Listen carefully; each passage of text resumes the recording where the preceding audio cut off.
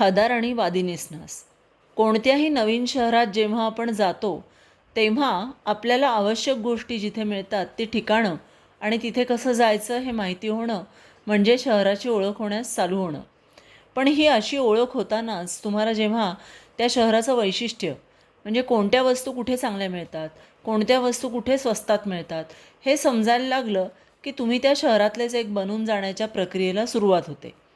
पुणेकरांना कशी तुळशीबाग आणि रविवार पेठ ओळखीची आहे, तसंच हायफामध्ये राहणाऱ्यांना हदार आणि वादीनिस्नास.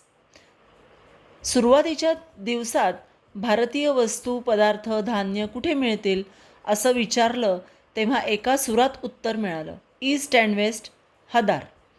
तेव्हापासून हदारला जाण्याचं ठरवलं होतं, पण वेळच मिळत नव्हता. शेवटी बँकेचं खातं उघडायला मुख्य शाखेत जावं लागलं, तेव्हा हदारला जाणं झालं.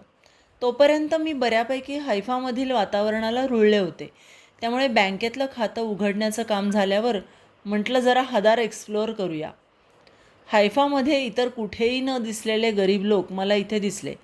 एक दोघांना तर मी शेकल मागताना सुद्धा पाहिलं, पण आपल्याकडच्यासारखी गरिबी इथे दिसली नाही.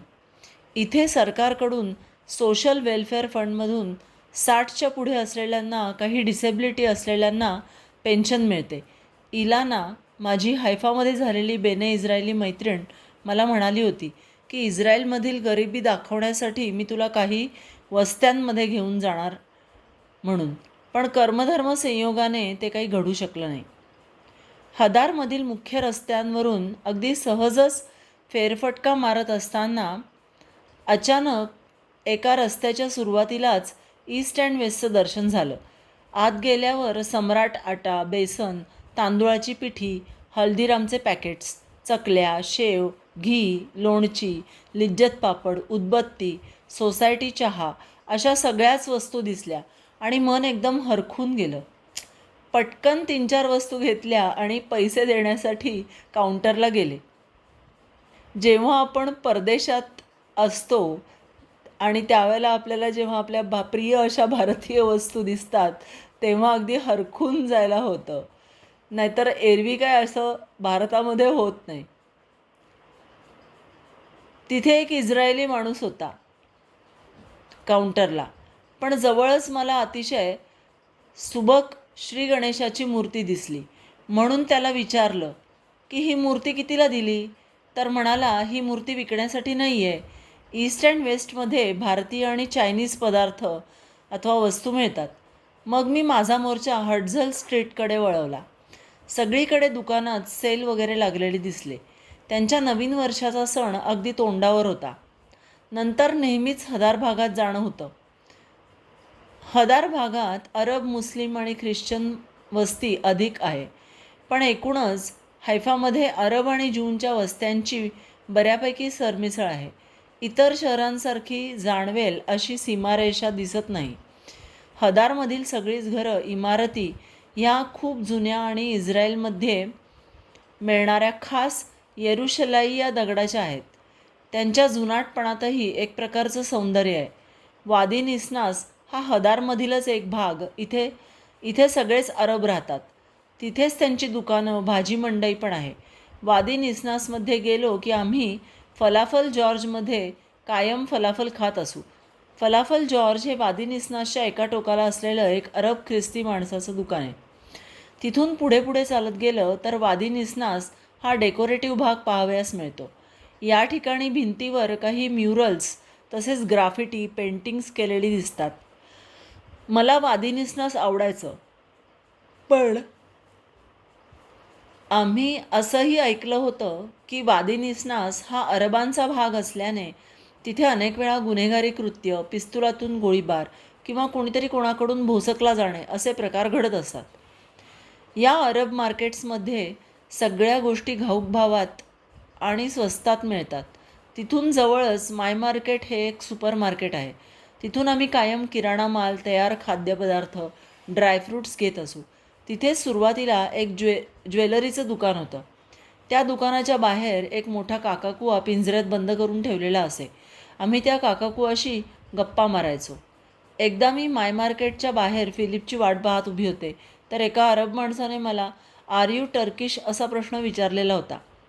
हायफा हे शहर माउंट कार्मेलमध्ये असल्याने विविध भागांमध्ये ये जा करण्यासाठी जसे वळणावळणाचे घाटरस्ते आहेत, तसेच या घाटरस्त्यांना सरळ सरळ जोडणाऱ्या अशा पायऱ्या पण आहेत.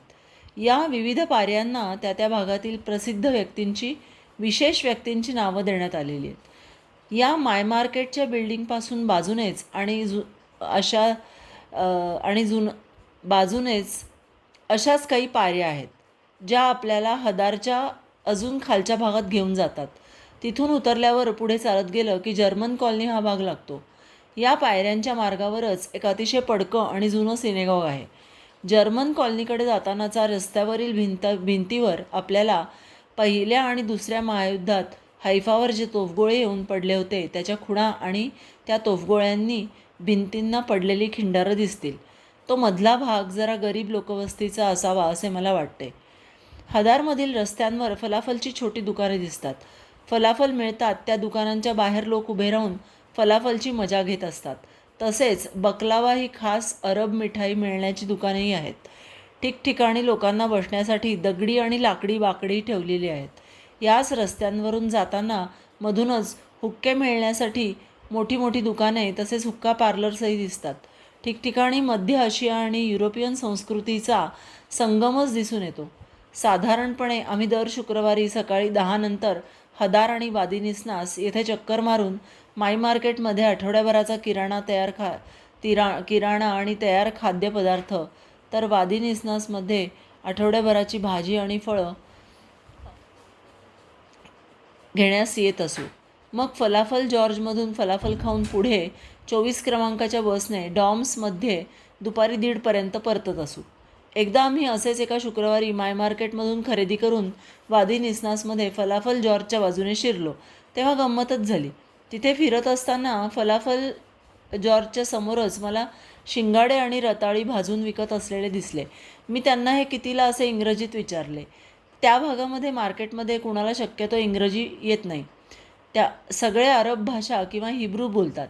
ते शिंगाडे विकायला एक बाई बसली होती. शेजारीच तिचा नवरा ती रताळी आणि शिंगाडे भाजत होता. त्यांची मुलगी देखील तिथे बाजूला उभी राहून भाजलेले शिंगाडे आणि रताळी बांधून द्यायला त्यांना मदत करत होती. मला पाहताच ती एकदम आश्चर्यकारक उद्गार काढून हिंदी हिंदी असं म्हणाली. मी लगेच हो म्हणत मान डोलावली, कारण हिब्रूमध्ये भारतीयला ते होदू असं म्हणतात. त्यामुळे मला वाटलं की तिने चुकून होदूऐवजी हिंदी म्हटलेलं असावं. मग मला वाटलं ह्या मुलीला हिंदी कदाचित येत असावं. पण तिने लगेच तिची 2 बोटं तिच्याच डोळ्यांपाशी दाखवून पुन्हा माझ्या चेहऱ्याजवळ आणली आणि हिब्रूमध्ये किंवा अरब भाषेमध्ये काहीतरी बोलायला सुरुवात केली. मला फक्त स्वरा, कतरीना, करण इत्यादी नावं समजली. मी तिला पुन्हा विचारलं, do you watch Hindi movies? पण तिचं काही उत्तर नाही. मग मी ती टी व्ही असं म्हणाली. मग मी इंग्रजीत विचारलं की तू टी व्हीवर हिंदी सिनेमा पाहतेस का? तरी तिचं काही उत्तर नाही. मग मी गोंधळले. तिला इंग्रजी येत नव्हतं, पण तिला मला काहीतरी सांगायचं होतं हे नक्की. मग तिने लगेच फलाफल जॉर्जमधल्या फलाफल विकणाऱ्या एका इंग्रजी बोलणाऱ्या मुलीला बोलवलं आणि माझ्याशी बोलायला सांगितलं. ती मुलगी मला विचारते, आर यू टर्किश? मी नाही म्हणून मान डोलावली आणि इंडियन असं उत्तर दिलं. पण पुढे काही बोलायच्या आत त्या मुलीला काउंटरला खूप गिऱ्हाईकं होती, म्हणून ती लगेच पुन्हा काउंटरला गेली. शेवटी मी कंटाळून निघणार तेवढ्यात त्या अरब मुलीने माझ्याकडे पाहून फेसबुक असं विचारलं. मी पुन्हा हो म्हणून मान डोलावली. मग तिने लगेच आत जाऊन तिचा फोन आणला आणि मला फेसबुकवर एक फोटो दाखवला. एका हिंदी सिरियलमधला 2 मुलींचा फोटो असावा. त्यातील एक स्वरा नाव असलेलं कॅरेक्टर रंगवणारी अभिनेत्री असावी आणि तिचा आणि माझा चेहरा अगदी सारखा दिसतो असं तिला म्हणायचं होतं. हे मला शेवटी एकदाचं समजलं. प्रश्न असा की मी टी व्ही पाहत नाही, त्यामुळे मला ती नेमकी कोणत्या मालिकेबद्दल बोलते आणि कोणाबद्दल बोलते हे समजत नव्हतं. फिलिप जरा लांब उभा होता. त्याला वाटलं की मला ते खरेदी करायला इतका वेळ का लागतोय. त्याला हा गोंधळ काहीच माहीत नाही. माझा हा असला परदेशातला पहिलाच पण अतिशय अनपेक्षित आणि मजेशीर अनुभव. एकमेकांची भाषा अजिबात समजत नसताना एका टी व्ही मालिकेमुळे किंवा सिनेमामुळे त्या मुलीला माझ्याशी काही बोलावं असं वाटलं. सांगावं असं वाटलं. मला गंमत आणि आश्चर्य वाटतं की ती अरब मुलगी हिंदी भाषा समजत नसली तरी नक्कीच झी टी व्हीवरच्या हिंदी मालिका बघत असणार. त्यातून तिलाच काय, पण जितके लोक त्या मालिका, सिनेमे पाहत असतील त्यांच्यापर्यंत भारतीय संस्कृती जर व्यवस्थित दाखवली तर पोहोचेल हे नक्की. किती प्रभावी माध्यम आहे मालिकांचं. सांस्कृतिक, धार्मिक सगळे अडथळे पार करून जगाच्या पाठीवर कोणाच्याही मनात थेट भिडतं. तसं माझं विविध सांस्कृतिक आणि धार्मिक लोकांमध्ये बरंच राहणं आणि फिरणं झालं आहे. आता पुन्हा पुन्हा हाच अनुभव येतो. माणसं ही माणसंच असतात, सगळीकडे सारखीच. तशाच भावना, भावविश्व असलेली. फक्त चालीरीती, कपडे घालण्याच्या पद्धती, खाण्यापिण्याच्या पद्धती वेगवेगळ्या असतात. जर एकमेकांमध्ये वैरभावाची भावना धार्मिक कर्मठतेच्या माध्यमातून आणि राजकीय हेतूने पसरवली गेली नाही तर लोक गुण्यागोविंदाने या पृथ्वीवर जगतील. पण या पाशीच सगळं अडलेलं असतं. हडझल स्ट्रीटवरून पायऱ्यांनी खाली उतरलं की तालपियात मार्केट लागतं. इथल्या मंडईत तर अगदी आपल्याकडच्या महात्मा फुले मंडईत गेल्यासारखं वाटतं. आपल्याकडे मंडईत कसे भाजीवाले ओरडत असतात तसेच तिथेही मार्केटमध्ये भाजीवाले ओरडत असतात. सगळ्याच गोष्टी घाऊकमध्ये, त्यामुळे स्वस्तात मिळतात. तालपियात मार्केटमध्ये खूप इथिओपियन वस्तूंची दुकानं दिसतात. तसेच FC रोडवरच्या हाँगकाँग लेन टाईप कपड्यांनी भरलेल्या लेन्सही दिसतात. इथेच ड्रायफ्रूट्सचं ओपन मार्केट आणि विविध ड्रायफ्रूट्सचे ढीगच्या ढीग लावलेले असतात आणि किलोच्या भावाने विक्री चालू असते. इथे या दुकानांमध्ये गोळ्या, चॉकलेट्सची सुद्धा घाऊक भावाने विक्री होते. सगळीकडे विविध प्रकारच्या चॉकलेट्सचे आणि कँडीजचे देखील ढीग आपल्याला पाहायला मिळतात. तालपियात मार्केटपासून वर हडझल स्ट्रीटला चढून आलं की अल्ट्रा ऑर्थोडॉक्स ज्यूंचा गेऊला हा भाग चालू होतो. तिथे सगळीकडे काळे लांबलचक कोट घातलेले, काळी मोठी टोपी आणि कानापाशी रुळणारे केसांचे पीळ, भली मोठी दाढी, काहींच्या डोक्यावर काळ्या यमुलका, काही नुसतेच दीर्घ लोंबणारे पांढरे सदरे घातलेले पुरुष, तसेच अशाच वेशातील छोटी मुलं, पायघोळ स्कर्ट घातलेल्या आणि डोक्याला विशिष्ट प्रकारचं कापड गुंडाळलेल्या किंवा विशिष्ट प्रकारच्या केस पूर्ण झाकणाऱ्या टोप्या घातलेल्या स्त्रिया दिसतात. हदारमधून पुढे अजून खाली गेलं की हैफामधील अतिशय महत्त्वाचा जर्मन कॉलनी आणि तिथून पुढे अजून खाली गेलं की बेन गुरियन स्ट्रीट लागतो. बहाई टेरेस गार्डनच्या पायऱ्यांचा शेवट बेन गुरियन स्ट्रीटवर होतो. तिथे एक गेट आहे आणि त्या गेटमधून फक्त बहाई लोकांनाच टेरेस गार्डन्समध्ये प्रवेश करण्याची परवानगी आहे. या बेन गुरियन स्ट्रीटवर खूपच हॉटेल्स आणि पर्यटक मार्गदर्शनाची केंद्र देखील आहेत. इथूनच पुढे हैफा पोर्ट तसेच बाटगालिम समुद्रकिनाऱ्याकडे आणि स्टेला मारिसकडे जाता येते. हदार भागामध्ये खूप जुनी चर्चेस आणि बंद पडलेली सिनेगॉग्ज आहेत.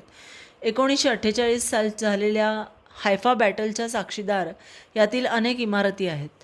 हदारमधील अनेक गल्ल्यांमध्ये फिरताना आपण एका जुन्या शहरात फिरतो आहोत याची जाणीव कायम होते.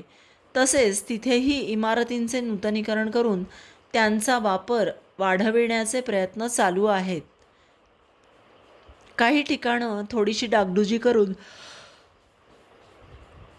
राहण्यायोग्य होतात तर काही इमारतींना जमीनदोस्त करून तिथे नवीन इमारत बांधणे असा व्याप चालू आहे.